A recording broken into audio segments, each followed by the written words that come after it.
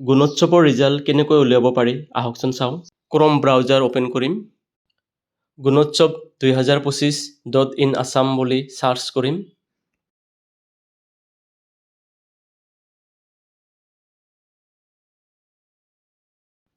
আসাম গুণোৎসৱ বুলি ওলাইছে, আমি তাত ক্লিক কৰিম। এয়া ৰিজাল্ট লিংক 9টা ওলাইছে, আমি ৰিজাল্ট লিংক 1ত ক্লিক কৰিম। লগ ইন এছ স্কুল বুলি ওলাইছে, আমি প্ৰথমতে ইউডাইচ কোডটো লিখিম। নিজৰ স্কুলৰ ইউডাইচ কোড লিখিব।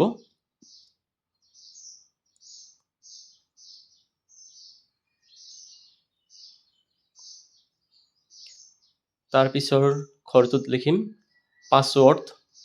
আমাৰ স্কুলৰ পাছৱৰ্ডটো লিখি দিছোঁ।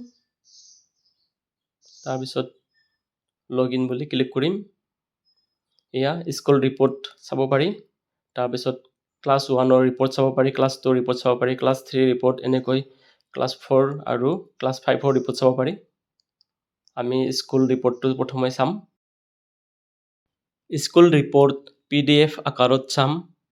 এয়া আমাৰ পাঁচগুমি বাংকাকাটা প্ৰাথমিক বিদ্যালয়ৰ স্কুল ৰিপৰ্ট। আমাৰ স্কুলখনে A+ পাবলৈ সক্ষম হ'ল। আপোনালোকৰ স্কুলখনে কি গ্ৰেড পালে জনাবচোন। ধন্যবাদ।